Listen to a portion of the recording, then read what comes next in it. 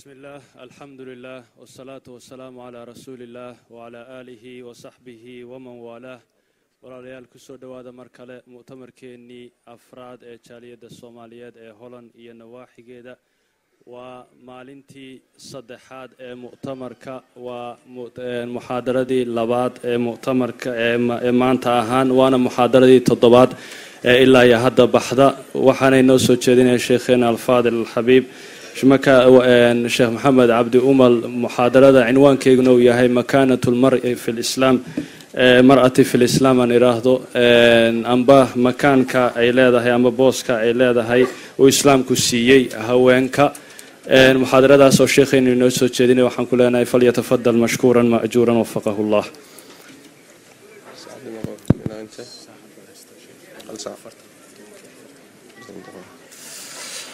بسم الله الرحمن الرحيم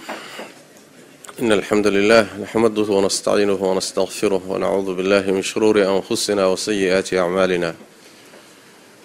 من يهده الله فلا مضل له ومن يضلل فلا هادي له وأشهد أن لا إله إلا الله وحده لا شريك له وأشهد أن محمدا عبده ورسوله يا أيها الذين آمنوا اتقوا الله حق تقاته ولا تموتن إلا وأنتم مسلمون يا أيها الناس اتقوا ربكم الذي خلقكم من نفس واحدة وخلق منها زوجها وبث منهما رجالا كثيرا ونساء واتقوا الله الذي تساءلون به والأرحام إن الله كان عليكم رقيبا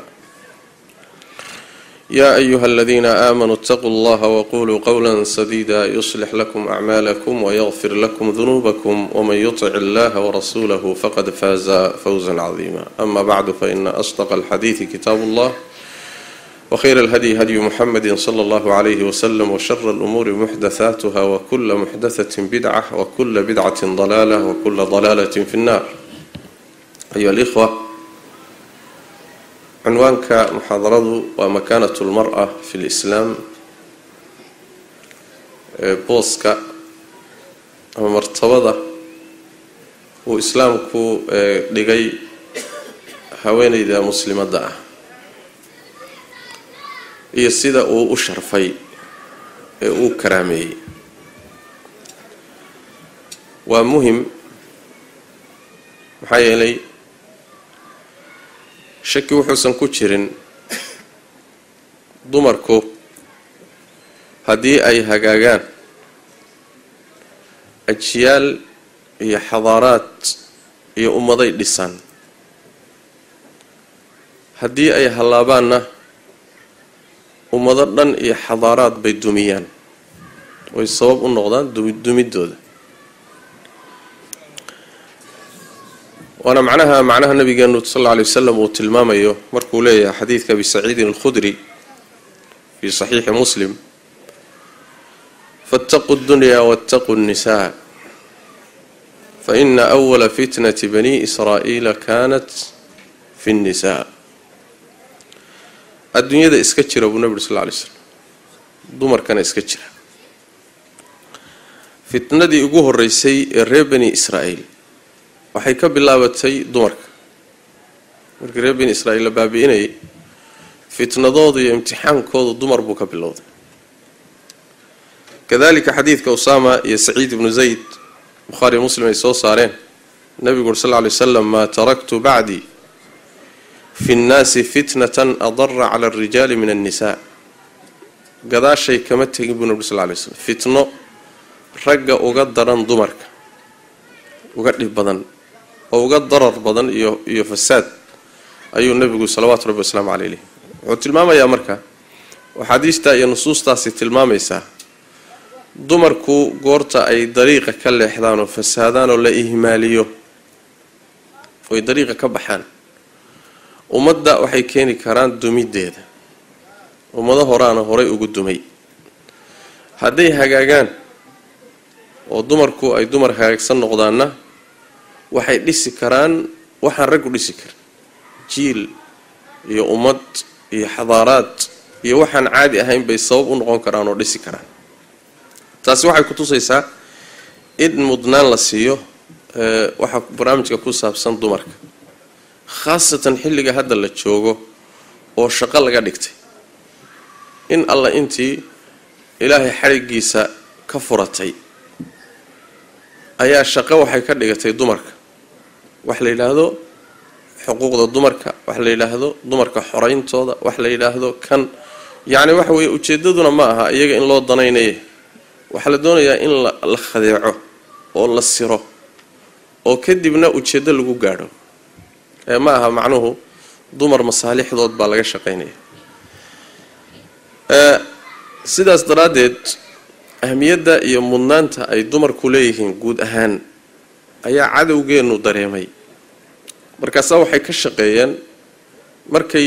muslimiinta ku soo duuleen oo casrigan hadda casrigii tagay iyo kan iyo duulaankii muslimiinta lagu burburinayay meelaha ugu khatarsan iyo furimaha ugu khatarsan ee laga soo galay dumarka ka mid ah waxay xoog saareen inay dumarka muhiimadoodii seejiyaan guryahana ka saaraan maryahana ka dhigaan duurkana u bixiyaan markii taas ay sameeyaanna taqriiban waxay og yihiin inay damaanayaan inuu gurigu dumayo ilmihiina dayacmayaan meesha ummad baa ku luntay haddii gurigii duumo ilmihiina dayacmaan mujtamaciina waa dayacmay iridaasaa marka laga soo galay oo waxay dhihi jireen raggii mustacmiriintii ama muxtalliintii cala al-asax waxay dhihi jireen ka'sun وغانية تفعلان في تحطيم الأمة المحمدية أكثر مما يفعله 1000 مدفع فأغرقوها في حب المادة والشهوات هذه جرين كوب خمراء إيوه هويني غانية وهيستا أيا أمد محمد بربورين تيدا iyo baabi'inteeda waxay ku sameyn karaan wax uusan kun madfac ayna ku sameyn karin kun gantaal iyo kun madfac waxayna sameyn karin ayaa waxa ku sameyn kara ummadda maxamed bay dhahaan koob khamra ah iyo gabadh banaanka u soo baxday oo qaawan oo muxuu ahay heesays sidaas daraadeed waxay yiraahdeen waxa tiimbisaan dumarka maadada jacaylkeeda iyo shahawaadka dumarka shahawaadka hala jeclaysiyo alla soo saaro yaani meeshii ay ku barakeysnaan iyo khayrkoodii halaga soo saaro waxa kale oo kamid aha yaani maasuuniyada nimanka la yiraahdo aqwaashooda yajibu alayna an naksab almar'a fa ay yawmin maddat ilayna yadaha fuzna bil haram bida wa tabaddada jaysh al-muntasirin lid-din waa inaan ku dadaalay dhahayn inaan dumarka kasbano dumarku inay xaggeena soo maraan maxay yeelay maalin kasta oo haweentu gacanteeda inoo soo taagto ay xishoodka jabiso oo asturka jabiso oo dhowrsoonaanta jabiso oo gacanta inoo soo daagto iskeen siiso maalinkaas ayaynu ku guuleysanay ujeedadeennii wadaadadii diinta watayna ciidankoodii maalinkaas uu jabay la wixii diin u hiilinayay maalinka waa jabay ciidankoodii maxay ku jabeen calashaani wax way haweentii baa laga kasbaday ayagoo fikirka ka duulay iyo mabda'aas ba caalamul islaami waxa loo keenay in dumarkii la saaro marada laga dhigo xijaabka laga dhigo xishoodka laga saaro akhlaaqda laga saaro bitaali kadibna loo isticmaalo sidii faas lagu burburiyo ummadda iyo sharafkeeda iyo karaamadeeda maadaama marka ay ahmiyada leedahay way mudan tahay in laga hadlo mowduuco oo la bayaaniyo khaasatan gabadha ama haweenta muslimadda waxyaalaha aad loogu duufsaday waxa kamid ah in la yiraahdo islaamku wuu ku dulmiyay islaamku xorriyadu ka qaaday islaamku waa ku xumeeyay islaamku waa ku yaso wuu ku xaqiray gabadhii in iyadii ilaaheediba la isku diraba ilaaheedii iyada la isku diro ayadoo rabbiga tabaaraka wa tacaala uu karaamay oo sharfay haddana in lagu diro diinteedii lagu diro akhlaaqdeedii lagu diro wariyaa eedda dhigay dumarkii ilaahay dhex taal rag baa dhigay Soomaalida waxay yiraahdaan muxuu ahaay waraabe iyo caruur eedda dhex taal rag baa dhigay baa la yiraahdaa eed baa dhex taal ilmaha yaryarka markay yihiin waraabo mayna arkin guriga jooga laakiin sidii uu loogu cabsiinay war ruwaaga war waraabaha war iska jir loo lahaa ilmihii cuqdad buu u qaaday waraabihi sooma marka cuqdadan yaa dhigay ayagu ismayna arkine rag baa dhigay sooma marka gabadhii muslimadda ahayd walil asaf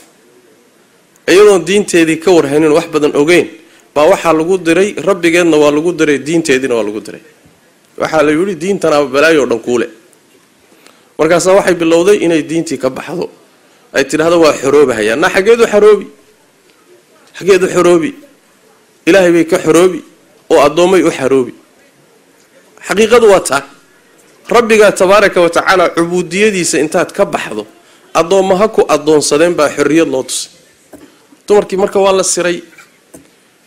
oo muxuu ahay waa laga caqli badiyay oo in badan oo kamid ah waa laga lug meersaday oo dhibaan caadi ahayn baa ku dhacay in yaro ilaahay u naxariistay tabaaraka wa tacaala marka waxay u baahan tahay mawduucaas in aad yaani la isu dul taago islaamku muxuu horta gabadha muslimadda u qabtay taasi waxay cadaan kartaa marka wax yar dib ugu noqono islaamka ka hor dumarku maxay ahaan jireen xadaraadkii hore ummadihii hore dumarku maxay ka rumaysnaayeen markii lagu laabto xadaraadkii ka horeeyay ama ummadihii mujtamacaadkii islaamka ka horeeyay kulligood waxay ka siman yihiin in haweeneyda la yaso in la xaqiro in la dulmiyo bay isku waafaqsanaayeen Greek kale mesela waxay dhihi jireen waa qashin shaydaan ka soo jeeda dhihi jireen dumarku waa sida alaabta suuqa la geysto la kala gato kale ahaan jireen ruumaanka kale hadda reer Yurubkana ka soo jeedaan shicaarkoodu wuxuu ahaan jiray oo ka doodi jireen laysa lil mar'ati ruux bay dhihi jireen haweenaydu waa uun jid mooye ruuxba male ruuxba ma jirto waa uun jidkaas mooye iyadana waxa loogu talagalay in raggu ku shaqeystaan sin oo kale ama Chinaha waxay dhihi jireen oo rumaysnaan jireen oo dumarku la dhaqmi jireen ninku inuu xaaskiisa iibsan karo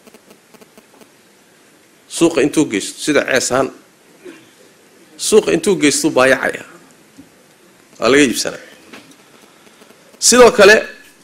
ninkeedu markuu dhinto xoolaha la dhaxlay ku jirtay waa la dhaxli jiray sidoo kale wuxuu xaq u lahaa iyadoo oo nool inuu aaso iyadoo nool intuu xabaal u qodo inuu godgeliyo xaq buu lahaa waa nidaamkii China furus oo kale Iiraaniyiinta sidoo kale dib aan yareyn dumarka waxay ka rumaysnaayeen in si alla sidii la doono ninku ugu talin karo hadduu doono u dili karo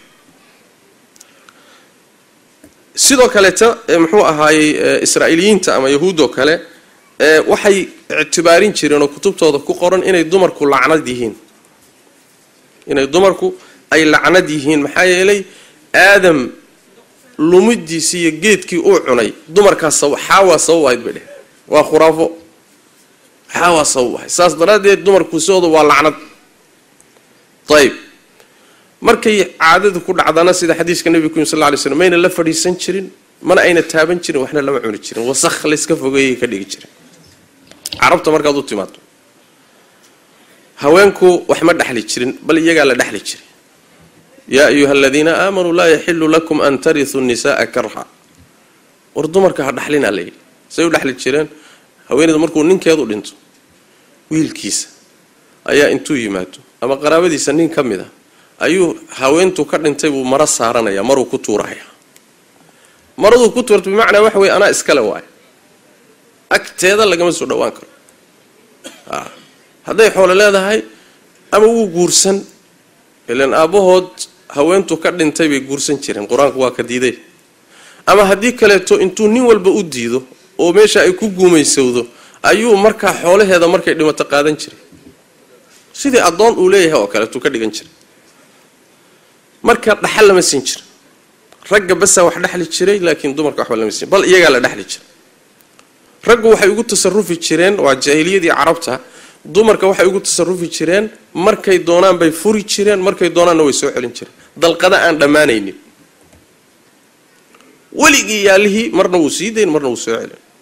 xaasna ma aha xaas la'aanna ma aha nin la'aanna ma aha ninna ma haysato mar uu sii wada waad furantahay hadana waad soo ceshay waad furanta adana ku soo xishay wax ka dhamaanaya ma bahaba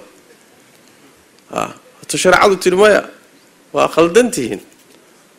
laba goor baad furi kartaa mar saddexaad hadaad furto bas waa noqosho ma jirto sooma caadadoodu waxay ahayd inay dalqada aan xad lahayn waxa kamid ah markii ninku ka dhinto kale in ay intay buul cidla u dhisaan oo meesha geliyaan ayna ka soo bixin sanad kaamil ah oo qabays loo diido oo nadaafad loo diido oo meesha ay ku jirto oo isku urto sanad markuu u dhamaado ayay intay soo baxdo ay muxuu ahaay wuxuu noolaha kamid ah xayawaanaadka iyo ismarmarin jirtay xayawaan noola ah hadday ismariso waaba dhimanayaaba waa jaahiliyadii carabta waxaa kamid ahaa maalan gabdhahay nacbaan jireen inay gabadh u dhalato waa nacbaan jireen maxaa yeelay waxay dhihi jireen ceeb bay noo soo jiidi qur-aanku waa ka sheegayo midkood inay gabadhi u dhalato waa kahanaya markaasuu wuxuu leeyahy talow ma ceeb baad isaga dulqaadataa mise caradaad ka hoos marisaa waad iska aastaa waxan markaasuu iyadoo nool soo qabtaan bay gabadha yarta ah ee ay dhaleen bay aasi jireen wa'dul banaat waa midda qur-aanku aada uga hadlay war maxaad gabadhaada yartaa u aasi balaayadana ceeb bay soo wadataa ama inta la islaayaa la qabsan doonaa ama meelahaasay xumaan intay la timaaday garac iyo balaayo dhali walaayo unbay ictiqaad xun unbay ka rumaysnaayeen gabdhaha marka way necbaayeen bal haweenayda xaaska gabdhaha dhasha gabdhaha ay dhasho lafteeda loo nici jiray waa gabdha dhalay baa la dhihi jiray balaayo ku dhacday gabdhoon bay daadinaysa soomaalida lafteedu cudurkaa way qabtaa imtixaanka jira sooma war maxaa gabdhaha maxaad u diideen gabdhihii waa la nacay waata qur-aanku aada uga hadlay oo qanciyey oo dadkii kala hadlay oo gabdhaha karaameeyey oo xaqooda u dooday yacni waxa weeyaan haweenaydii baa waxaa loo nacayaa calashaani waxa weye gabdhaha dhashay qisa dariifa yacni haweenay ka mida muxuu ahay dumarkaas oo lala qabay ayaa malaha waxay ku curatay gabadh xaas kalena waa lala qabaa ninkeeda abu xamza la dhihi jiray markay gabadh ku coratay buu isaga tegay tii kale u go'ay markaasay gabadheedii yaryar iyadoo boodbootinaysa ciyaarsiinaysa ba waxoogaa geeraarkan yay akhrinaysa waxay dhihi jirtay waxay lahayd maa liabi xamzata laa ya'tiina yadallu fi lbeyti aladii yaliina غضبان ألا نلد البنين تالله ما ذلك في أيدينا بل نحن كالأرض لزارعين يلبث ما قد زرعوه فينا وإنما نأخذ ما أعطينا وقبل لقيتك حاس لقيتك وقبل لقولنا عيوة وعيلاده ورو حمزة محاكو عيوانين كذي أو نوغو إيمان لاي قريقا نوحيقا أمبو تشوغا waa tii kale gurigeedii waa guriga nagu xigo unbuu joogaa annagana naguma soo leexanayo ma wuxuu u cadhaysan yahay inaan uun gabdho dhalay eedda uu noo haystiyo dembigu ma gabdho inaan dhalay waa ilaahay baan ku dhaartay bay tiri taasi gacantanada kuma jirto maanaa gacan ku haysta inaan wiil dhaliyo inaan gabadh dhalo mise ilaahay baa keenay waxay tiri bal iskaba dhaafe annagu dhul baan nahay bay tiri haddaan dumarkii nahay dhul baanu nahay waana nala beertaa dhul baan nahay beertaana lagu ritaa waxaana dhexdanada ku nagaado oo yani minkanaga ku jira wixii kolba la gashado wixii nala siiyo baanan qaadanaa marka maxaan eedaan leenahay oo nalooga tagay maxay tahay sooma gabadhiyo calaacalayso waxoogaa buraanburayso tixdaa qaadayso gabadheedii boodbootinayso maqlay maalintii dambe markaasuu isla yaabay wuxuu sameeyey xumaanteeduu ku baraarugay markaasuu gabadhii usoo noqday sooma dumarkiibaa xataa loo nacay calashaani gabadh bay dhasha war gabadha yani cilmiga xadiidka ah waxyaalaha uu faa'iideeyey waxaa ka mid ah cajaa'ibta sideedaba gabdhaha dhalitaankooda iyo wiilasha dhalitaankooda dumarku shaqo kuma laha labka iyo dhadigu labaduba wuxuu ka yimaadaa ragga hadday gabdhahu bataan oy dhashaanna adaa gabdhaha dhalan badan dhalay صوبا وحقيقة واي يعني وحويان waxay yiraahdaan manida ragga ayaa waxay tahay x iyo y sooma x iyo y waa labka iyo dhadiga manida ragga xambaarsan laakiin dumarka iyaga ukuntooda waa way aqbashaan wixii soo gaaray aqbashaa soo saasma marka labku ninku ka iimaan dhadiguna ninku ka iimaanaya maxaa dumarku haysataan marka maxaad gabdhaha u nacdeen soo khalad ma wax ilaahay bixiyay marka koowaad looma naco marka labaadna sababta iyagu ma ayla gabadhu tay ka cabanaysataa iyada marka nacaybka ay dumarka nacbaayeen oo gabdhaha ay nacbaayeen jahiliyadii carabta ayaa halka gaarsiisnay Umar ibn Khattab radiyallahu anhu kama fi sahih al-Bukhari wuxuu leeyahay kunna fil jahiliyyati la na'uddu an-nisaa shay'an islaamka koor dumarka waxa maana ku tirin jirin wax qiimo la meeyna nalahay falamma jaa al-islam wa dhakarahunna Allah ra'ayna lahunna bidhalika alayna haqqan markuu quraanki soo dagayo ilaahay quraanka ku sheegay xuquuqna u sheegay ba waxaan ogaanay buuri inay ba xaq nagu leeyihiin ama islaamka ka hor dumarka inay wax yihiin ba maana u haysanin buuri taasi marka waxa weeye dumar maxay ahaayeen islaamka ka hor islaamku seebu ka dhigay waa iyagoo saas markuu u yimid islaamku seebu ula dhaqmay islaamku wuxuu ka bilaabay mabda la yiraahdo النساء شقائق الرجال إنما النساء شقائق الرجال وحديث النبي صلوات ربي والسلام عليه حديث عائشة أحمد أبو داود الترمذي من أجل يسوع صارين يعني وحوي ضمركو وأن رجع شيء حودي واي ضمركو ورجع شيء حود وقسيمة الرجل وقيبتي لبات نوشة ابن آدم ك raggu qayb waay dumarkuna waa qaybtii labaad baxna wax weeyaan wixii xuquuq ah iyo wixii waajibaad ah ee raggu ay lahaayeen iyo wixii karaama ah bay leeyihiin markii laga reebo masaa'isha qaarkood oo la soo reebo marka waa qasiimatu rajul xuquuq bay leedahay waajibaad bay leedahay sharaf bay leedahay karaamay leedahay yani wax weey islaamku waa sharaf wuxuu islaamku meesha ka saaray dhammaan qaababkii dumarka loo dulminayo dhan buu meesha ka saaray waxaday qarna kulliyo meesha ka saaray yani wax weeyaan dumarkii dhaxal baa la siiyay aan dhinac loo dhaafi karin dumarkii la iska dhaxli jiray waxa la yiraahdaa dhaxlina dumarka xor waay haweentu hadii laga dhinto ayada xor ah ninkay doontay guursan adiga ma xaniban kartid waa meesha Soomaalida lafteedu dhaqanka waxbay ka haysataa dhaqanka jaahili buu ah laakiin waxbaan ka haysanaa waxa weeyaan dumarka markii laga dhinto in la yiraahdo waa lagu dumaalayaa sooma وبالتالي xurriyad ma lihid ninka walaalkii adeerkii qaraabadiisa umba ku guursan karta hatta haduu nin xuya waa inaad aqbasho laana xoolaha naga ka baxay sooma waan ku iibsanay saas taradeed annaga kule warsaas ma hawaantu xurriyad bay u leedahay hadii laga dhinto caalamka ninkay rabto inay ka guursato dumaasha haday ku qanacdo inay qaraabada ninka ka guursato ahlan wa sahlan haday ku qanci weydo xaq uma lihid aad xanibtaan waa la diiday dumarka dhaxlina iyagii baa dhaxal la siiyay dalqadihii baa la xadeeyay gabdhihii ay aasi jireen baa quraanku aad uga dooday waydal maw'udatu su'ilat bi ayyi dhanbin qutilat naciibkii gabdhaha laga hadlay ila Allah tabaaraka wa ta'ala oo yiraahdo muxuu ahaayay hatta markuu ka hadlay ragiyo caruurta ilaahay u dadka siinayo noocyada ay yihiin Allah tabaaraka wa ta'ala wuxuu hormariyay dumarka dumarku kullu hormariyay yahabu liman yashaa'u inathan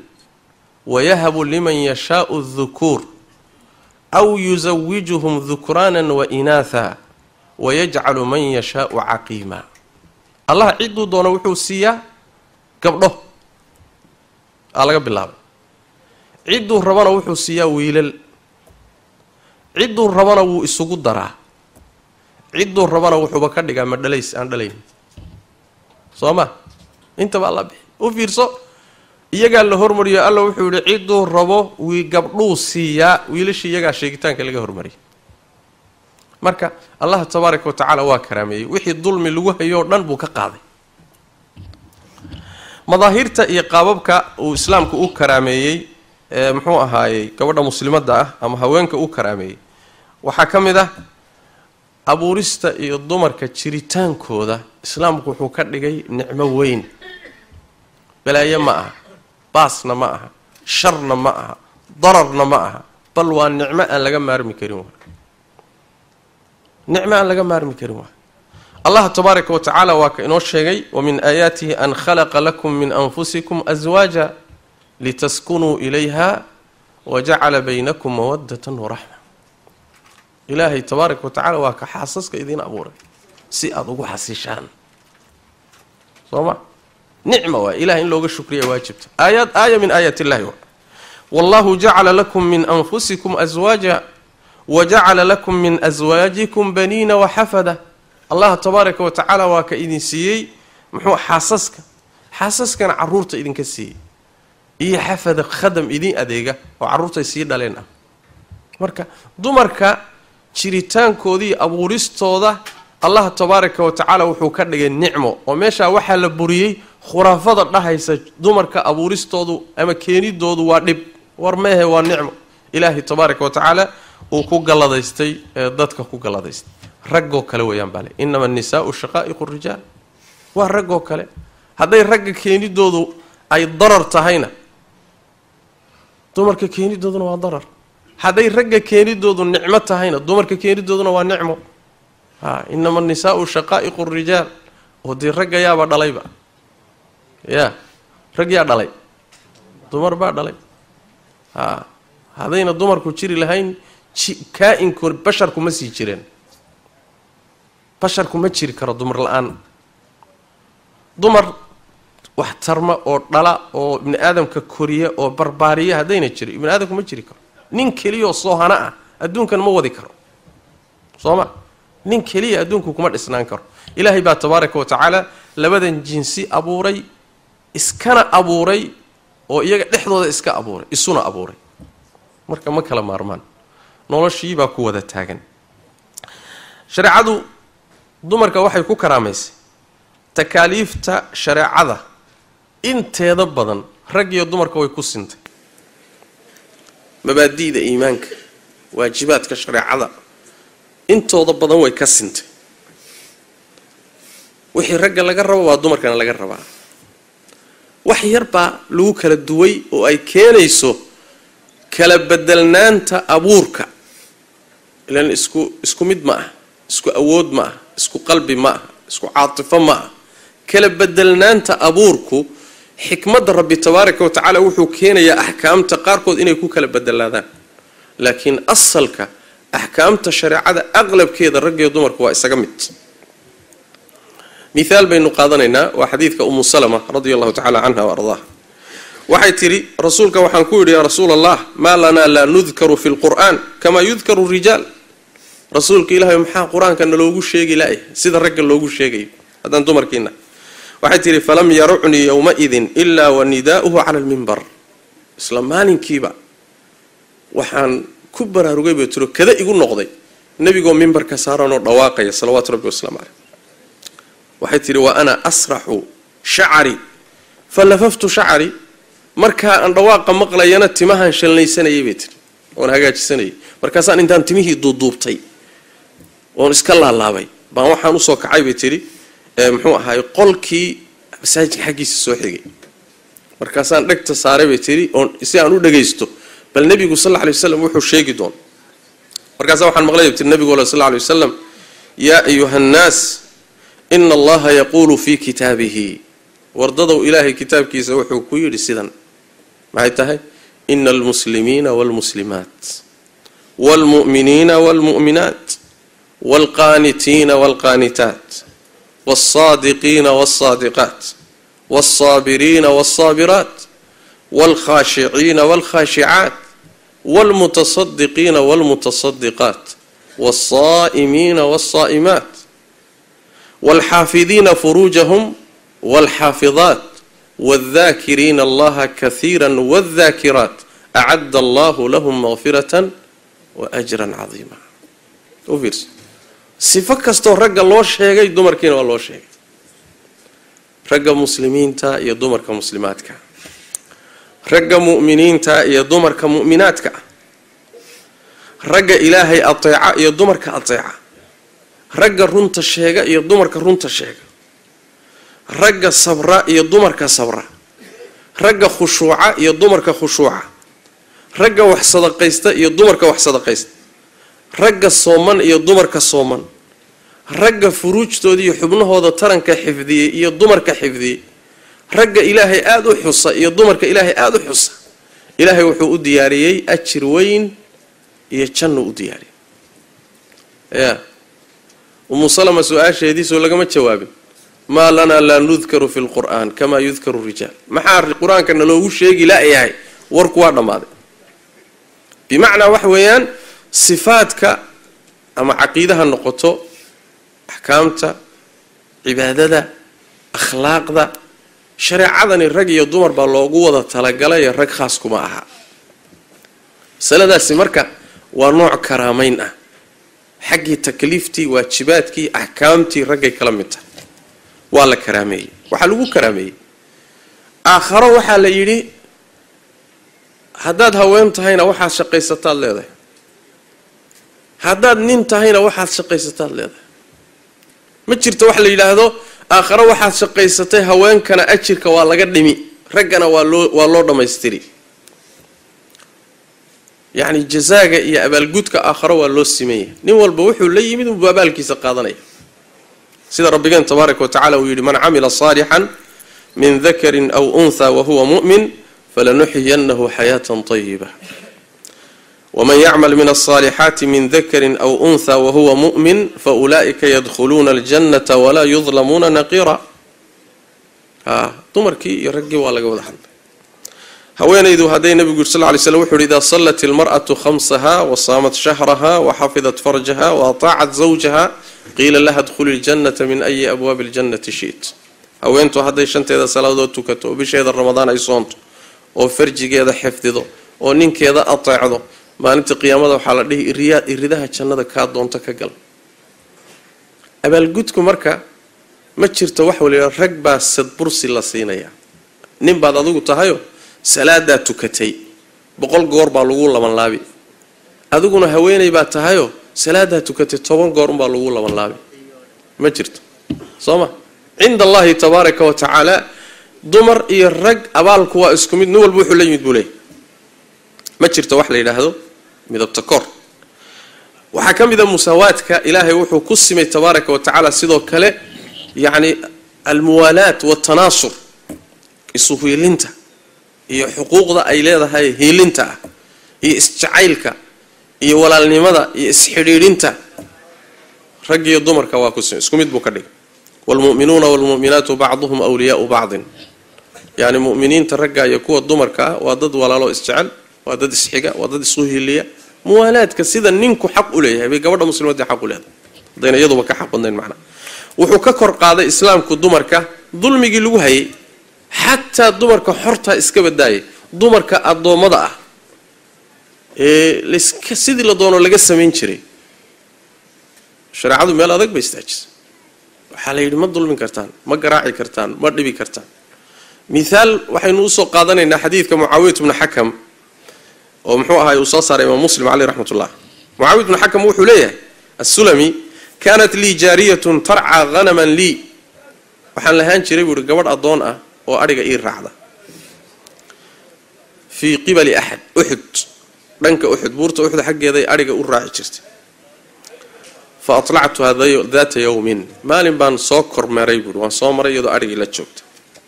فإذا الذئب قد ذهب بشاة من غنمها مركبة ييبا انتي تمد بأرجع الناف كم إذا كلك قالت أرجع بلتشوت وجبر أضونة أرجع با يتمد الناف بلتكت كقالت وأنا رجل من بني آدم بود آسف كما يأسفون يروح ني بني آدم أنا هيو وان حناق السدي دتكو أو حناقان سبا ييدو كاجا قادة ناف فسككتها بود سكة بهال رباحان اسكا قبا يروح كوالي laana neefkiina xoolii inay dayacday yu taqriiban qiyaasta suqaat markan gabadhii dharbaaxay adoontayd baa nabiga u yimid buu sallallahu alayhi wasallam markaas waxa uu ya rasuulallah markaas wuxuu yiri yani fa'azzama dhalika alayya nabigu sallallahu alayhi wasallam gabadhii aan dharbaaxay adoonta ahay arrinkeedii waa igu weynay hawl culus baad gashay miyaad dharbaaxday oo miyaad dishay waa igu adkeeyay markaas waxaan buu intaan isku naxaya rasuulallah afala a'tiquha rasuul ilaahay ma baan iska xoreeyo ma xoreeya hadaaban khaladka inta la galay ma xoreeya markaas nabigu wuxuu sallallahu alayhi wasallam iitini biha iken la kale markaas aan u keenay buu nabigu sallallahu alayhi wasallam markaas rasuulku wuxuu sallallahu alayhi wasallam gabadhii adoontii buu la hadlo ayna allah buu ku yiri ayna allah allah xagee jira markaas ay tiri fi samaa korbu jira bay tiri yani waxyaalahan dhulka yaaliya asnaamtan ilaahu uma taqaan hal kamid ee kor jira kaasa ilaaha bayt man ana buu ku yiri anugu yaana markaas ay tiri rasuulullah rasuul ilaahi bayt riwaayad kale waxay sheegayaan gabadhu mayna hadli aqoonine markii uu nabigu yiri sallallahu alayhi wasallam alle aaway farta bay taagtay anugu yaanahay saasay tiri بمعنى الله كصوتر صديقه مركز النبي صلى الله عليه وسلم أعتقها فإنها مؤمنة حريب النبي صلى الله عليه وسلم ومؤمنة محاك كاني إلا حريب ظلمي أو ربع هذا إيو وحقاق وجست صوص اسمه حتى دمركي الضومضها اللي وشقي سنشري اللي سكدلي تشري أي النبي صلوات ربي وسلام عليه ماشى استاج iska dhaaf dumarkii xorta ay warkooda iska badaa iska daa inay muslimad tahay xataa dumarka gaalada ah ba shariicadu waxay diiday marka dagaal lagu jiro muslimiintu dagaalamayaan in dumarka la laayo ciidan Khalid uu watay nabiga sallallahu alayhi wasallam ayaa wuxuu arkay haweeney raggii la laayay dhexdooda taal oo meyd ah markaas nabigu wuxuu sallallahu alayhi wasallam Khalid gaarsiiyay dumarka hadilina dumarka halaynina اللهم إني عيدا كسور رعدو دجال كسور كشماش هذا واحد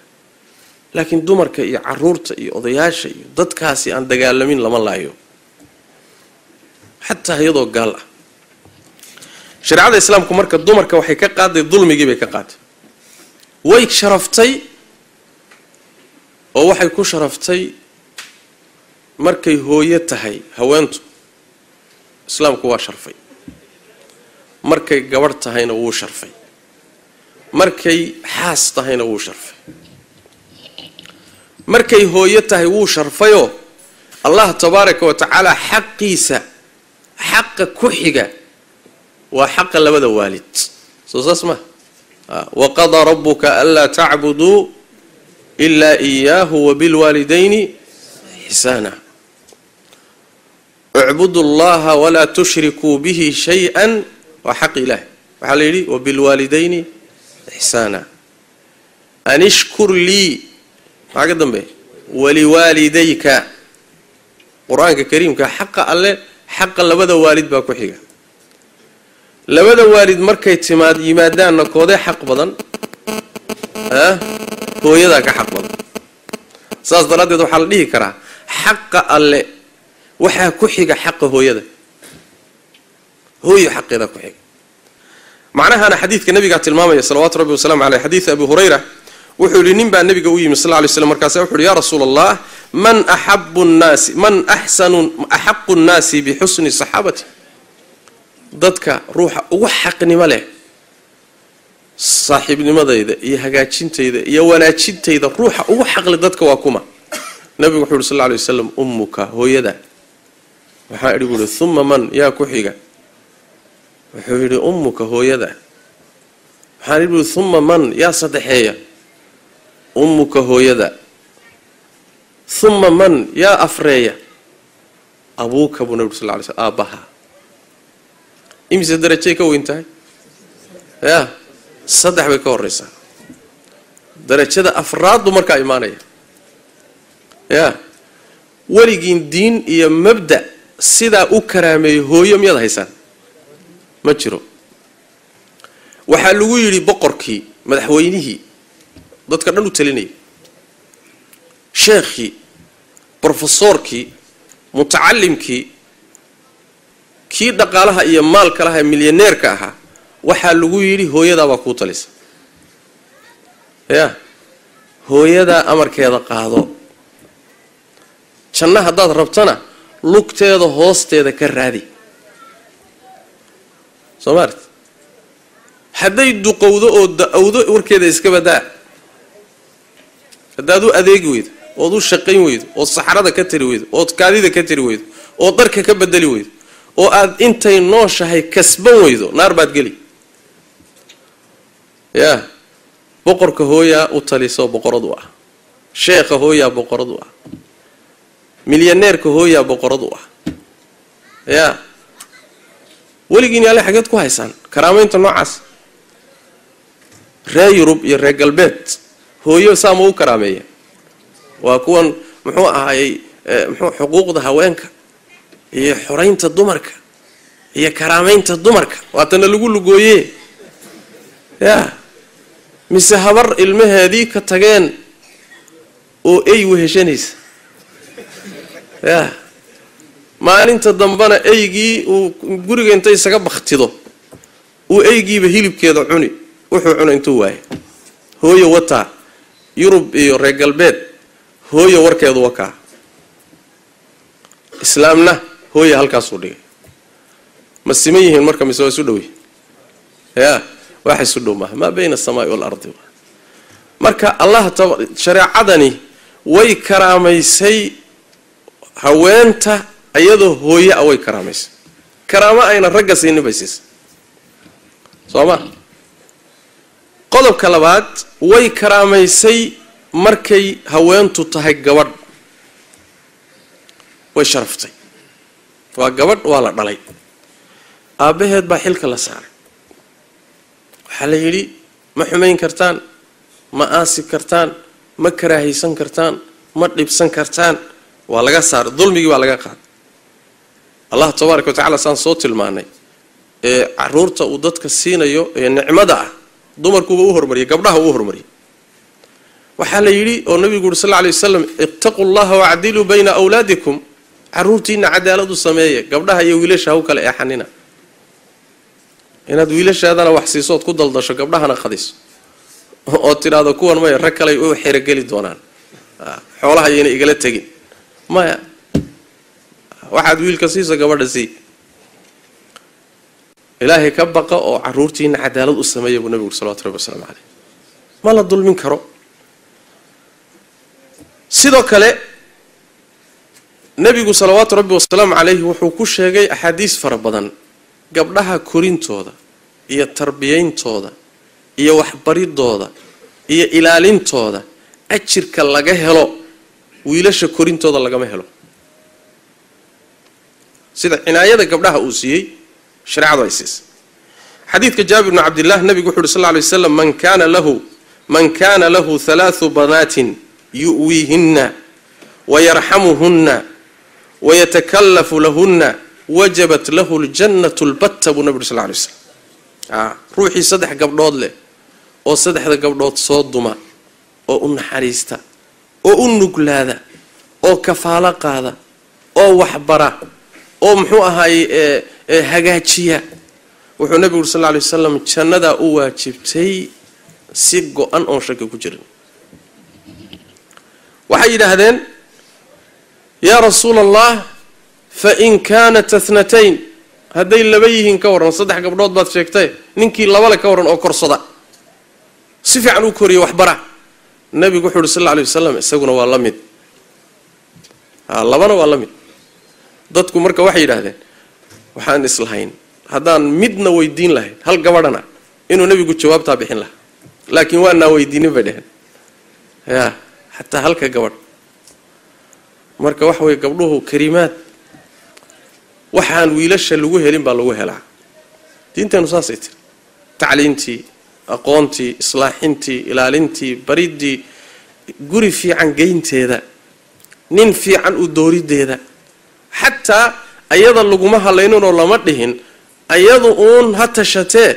si ayna meel xun uga dhicin aabaheed walaalkeed ayaa la yidhi meel fiican guri fiican nin fiican idaa ataakum man tardawna diinahu wa khuluqahu fazawijuuh nin diintiisii akhlaaqdiisa raalli aad ka tihiin meel wanaagsan gabadha geeya guri wanaagsan geeya inta ka horeysana gacanta ku hayo koriya jannaad ku galaysaan sooma markay gabadh tahayna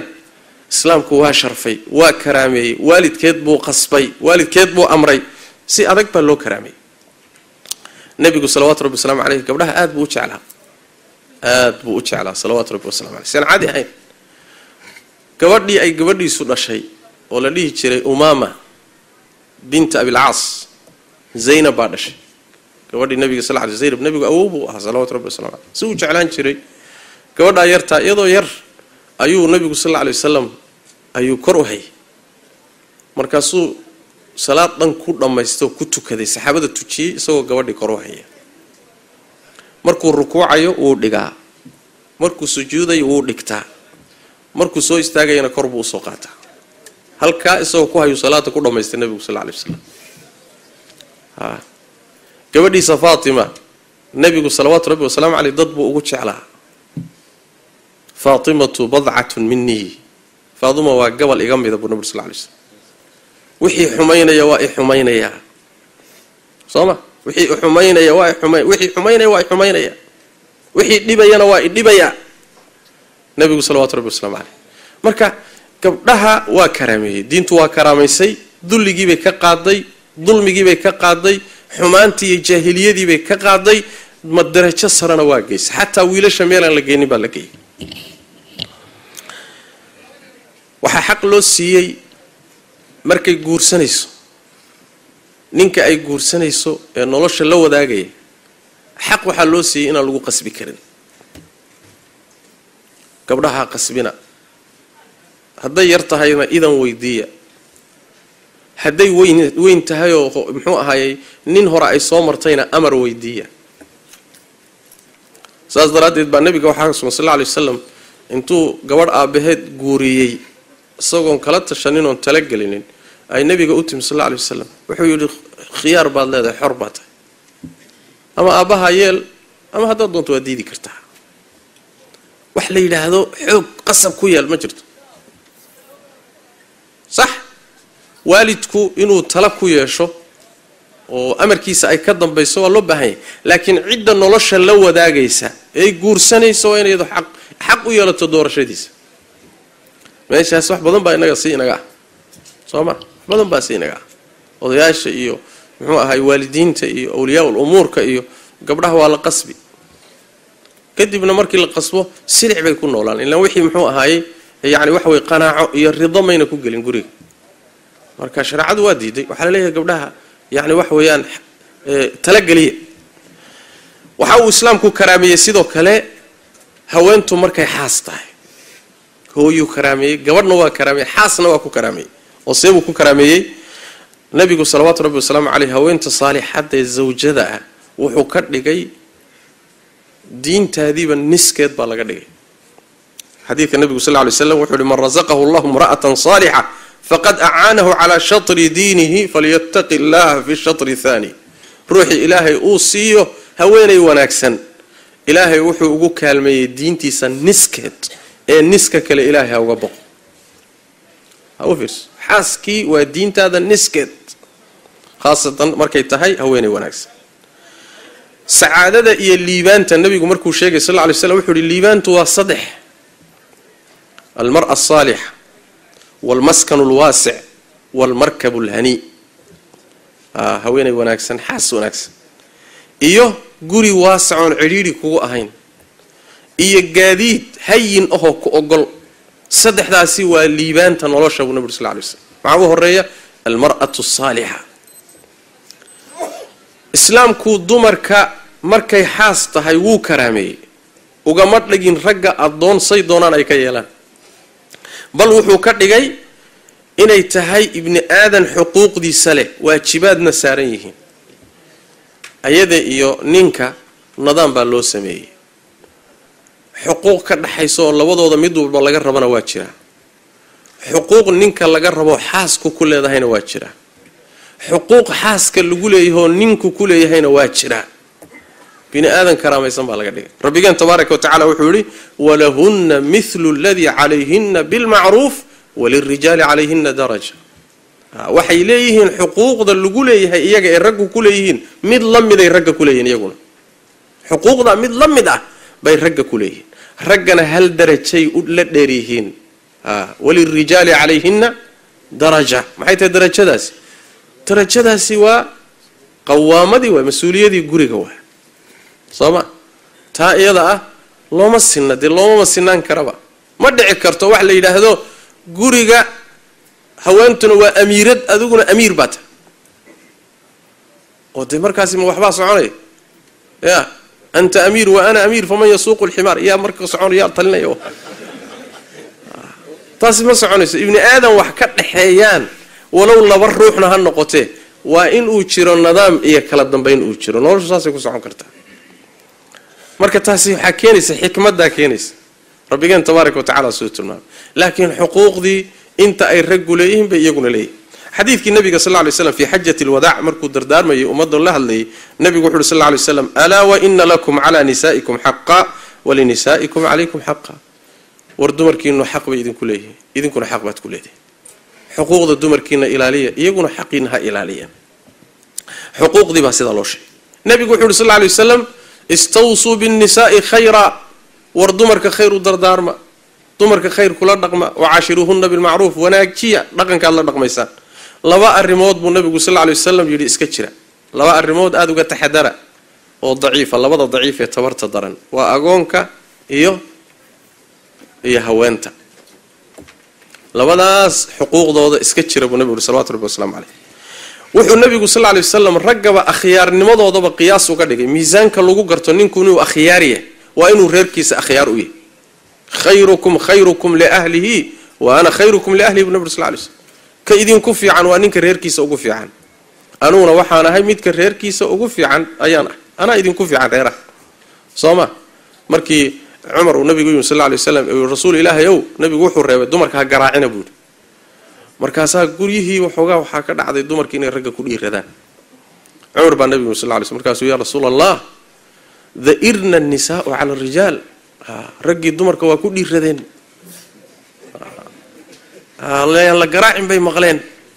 hawshii qasantay markaasuu nabigu sal lla lay slam ayuu fasaxay markuu fasaxay baa nabiga guryihiisii waxaa yimid dumar fara badan oo dacwoonaya oo ka dacwoonaya raggoodii oo garaacay markaasuu nabigu wuxuu yidhi sal alla lay wasalam dumarka garaacina ulaa'ika laysuu bikhiyaarikum buu nabi sal lla lay wasalam raggaa dumarka u gacan qaadaya akhyaartiinni ma aha buu nabi sal lla lay wasalam akhyaartiinni ma aha marka waa ka dardaarmay waa ka hadlay isagaa la dhaqmi jiray nabigu salawaatu rabbi wasalaamu caleyh marka kullu dalika waxay ku tusaysaa inuu islaamku hooyada karaameeyey oo gabadha karaameeyey oo xaaska karaameeyey oo xuquuq siiyey oo iltisaamaad siiyey oo waajibaad siiyey oo jid cad mariyey haddii aynan hooyo ahayn oy walaal tahay ayadana sidoo kale waa la karaameeyey haddaynan nin lahayn oy armalo tahay carmal tahay ayadana waa la karaameeyey oo nabigeenu heer wuxuu gaadhsiiyey salawaatu rabbi wasalaamu caleyh uu yidhahda assaaci cala alarmalati waalmiskiin kalmujaahidi fii sabiili illah ninka ka shaqaynaya miskiinka iyo haweenta aan ninka lahayn masaalixdooda ka shaqaynaya oo u taagan wuxuu la mid yahay sidii ruux ilaahay jidkiisa ku jihaaday oo kale kaasuu la ajir yahay marka haweeni ma dayacna way sharfan tahay way karaamaysan tahay islaamku waa sharfay wuxuu ku sharfay wuxuu ilaaliyey akhlaaqdeeda wuxuu ilaaliyey diinteeda wuxuu ilaaliyey magaceeda sidaa markuu islaamku u sharfay ayaa walilasaf gabdhihii muslimaadka waxay garan waayeen karaamaynta iyo sharafka islaamku uu siiyey markaasay sharaf waxay ka raadiyeen dhaqamo kale iyo mabaadi' kale walilasaf wax aada looga murgo waayo dad ku talagalay inay dumarka ka ganacsadaan kuna ganacsadaan ayaa dumarkii maskaxda ka xaday maskaxdaa lagaga soo duulay maskaxdaa laga xaday markaasaa waxaa lagu yidhi islaamku waa idin dulmay mid baa baraarujin mudan dumarka haddii la dulmay oo mujtamacaadka muslimka maanta jiray qaar ka mida dhexdooda lagu dulmay ma islaamka dulmay oo eedda iska leh mise mujtamacaadka dulmo oo eedda iska leh ya mujtamacaadka khaladka iska leh khaladkaasina wuxuu ka yimid ka fogaanshaha diinta laga fogaaday soo saas ma haddii xuquuqdoodii la duusiyo la dulmiyay oo tabardarrada darteed loo dulmiyay ma aha wax islaamka ka yimid ee waa wax ka yimid islaamkii oo laga durkay eedda marka diintu male islaamkuna male allana male tabaaraka wa tacaala laakiin waxaa iska leh mujtamacii ama ciddii waxaa samaysay gabadha muslimadda marka waa inay fahanto waa inaan loogu sheekaynin waa lagu dulmiyey oo waa lagu xaqiray oo waa lagu yasay karaamo iyo sharaf oo dhan baa loo tusay inay xunta guriga in la joogo oo sharafkii gabadha muslimadda waxaa loo tusay inay tahay nooc xanibnaan xabsi baad ku jirtaa baa layidhi waqarna fii buyuutikunna waxaa la yidhi gurigu waa xabsi naa xabiska ka baxa oo xageen aadaa naa banaanka usoo baxo kaalay shaqayso kaalay malqacadaad wax ku cuni lahayd raadso saxankii aad raashinka ku raadi kaa raadso ninka ku qabana sidoo kale isaguna muxuu ahaay markuu uu keeno digsiga dabka la saarayo markuu keeno adiguna wixii lagu karin lahaa waa inaad keento soo saas ma markuu saxankii lagu ridi lahaa keeno malqacadihii lagu cuni lahaa qaadadii adiguna waa inaad keento soo ma waa laga faa'iidaystay waxaa loola dhaqmay sidii xayawaan aan karaamo lahayn oo kaleeto inay meesha ka hesho banaanka ka hesho yeydu iyo waraabuhu ka helo oo sidii la doono lagu sameeyo oo maryaha laga dhigo karaamada laga dhigo oo sharikaadka iyo ganacsiga lagu xayeysiisto halkaasaa la gaadhsiiyey markaasaa waxaa looga dhigay in la sharfay waxaa xusid mudan oo kaga bixi insha allahu tacala waqtiga dhammaaday qodobo dhowraa jira oo shareecadu ku kala duuday rag iyo dumarka oo inta badan gaaladu markay dumarka diinta ku dirayaan ay inta badan isdul taagaan qodobadaasina kala duwidda la kala duway labadoodaa kala duwan allah tabaaraka wa tacaala soo qur-aanka kuma sheegin walaysa adakaru kal unthaa isku mid maaha labka iyo dhadigu dhanka yacni abuurka isaga mid maaha waana wax muuqda soo ma waa wax muuqda yacni waxa weeyaan gabadhii markay dhalato jidhkeeda iyo qaabku u samaysan yahay iyo xooggiisa iyo qaabku u yaalla iyo isbeddelka jidhka ku imaanaya iyo koriddeeda iyo way ka bedelan tahay ninka soo saas ma wax gaala wax ka qaban kartana maaha allihii abuuray baa ugu talagalay dabeecaddaa ilaahay ku abuuray iyo takwiinka qaabkay u samaysan tahay iyo qaabka raggu u samaysan yihiin baa kala bedelan mid walba axkaam munaasibku oo khaas ku ah jirta marka waa abuurkiisa iyo qaabku u samaysan yahay dabeecaddiisa iyo wax badan ku salaysan laakiin dad badan aan fahmayn waxaa ka mid a maalan muxuu ahaayey nebinimada iyo risaalada raggaa lagu khaas yeelay xikmad baa ku jirta mase aha yasid maaha ragga dumarka la yasay jihaadka farad yeelidiisa raggaa lagu khaas yeelay dumarka waajib ka dhacay waa miyaa la yasay maya qawaamada iyo guriga taladiisa ninkaa loo dhiibay waana daruuro laga maarmaana xikmad cad bayna leedahay macnaheeduna ma aha in haweentii gurigana la yasay maaha markhaati furkeeda masaa-isha qaarkood ama arrimaha qaarkood waxaa laga dhigay ninka niskii xikmad bayna leedahay daahiroo la garanayo dhaxalkeeda inta badan waxaa laga dhigay mid ka yar dhaxalka ninka xikmad bay leedahay la yaqaano xikmad iska cad bay leedahay markii loo fiirsado la darso ninka iyo haweenta wax loo qaybiyey haweentaa ka sad badan xaqiiqada marka la yidhahdo laakiin waynaan fahmayn waan la fahmayn mithaal yar aan idin siiyo maalan walow waqtigu dhammaaday waqtiga muxuu aan mithaal yar idin siiyo maalan wiil iyo gabadh baa aabbahood ka dhintay wuxuu uga dhintay 1500 oo euro wiilkii wuxuu qaadanayaa meeqa 1000 buu qaadanayaa gabadhiina 500 bay qaadatay tayib gabadhii 500 markay qaadatay waa la soo doonay waa la guursaday shanteedii boqol waxaa loogu darayaa meher soo saas ma gurigay degi lahaydna waa loo diyaarinayaa shanteedii boqol iyo meherkeediina account-kay dhiganaysaa soo ma nolosheedii oo dhanna ninkanay saaran tahay ninkii kunka qaatay aanu nimaadno ya war ninkii kunka qaatay reer buu yeeshay maxaa ka dambeeyey kunkiiba meher baa looga qaatay maxaa u laaban gurigii dhisidiisii mas-uuliyaddii gabadha walaashiiyo lafteeda hadday bannaanka ku soo dhacda isagaa mas-uulka ah soo ma keebaa sadburin la siiyey marka masaa-ishu kulli sidaas waaye kulli masaa-ishu waa noocaas laakiin macnaheedu waxa weeye gaalaa buunbuunisay si xunna u dhigtay annagana maanaa fahmin khasaaistaasaa marka jirta waxaa ka mid ah haweenta diyadeedoo kale magteeda ayadana waan faahfaahin lahaa haddaan waqti helay waxaa ka mid a maalan furitaanka oo ragga gacantooda ku jira xikmad bay leedahay waxaa ka mid a maamulka sare ee muslimiinta jagada ugu sarraysa in ragga lagu khaas yeelay iyadana xikmad bay leedahay waxaa ka mid a maalan waajibaadka qaarkood oo dumarka laga riday sida jumcada iyo jamaacaadka iyo soonka mararka qaarkood iyo salaada iyo yacni waxa weeye dabeecaddeeda waaye waxay leedahay dabeecado aynan raggu lahayn oo keenaya in waajibaadka qaarkood laga dhaafo soo saas ma marka wixii lagu kala duway oo axkaamana xikmad baa keentay uuna gaal iyo gaala raac fahmi karin intii badnaydna iyada iyo ninku waa isaga mid intaasi waxaan u malaynayaa inay ku filan tahay ciddii wax fahmi karta haweenka siduu rabbi u karaameeyey islaamku u karaameeyey makaano u siiyey u sharfay wax loo dhiga ma jiro horaanna mabda' la mida ma jirin islaamka ka hor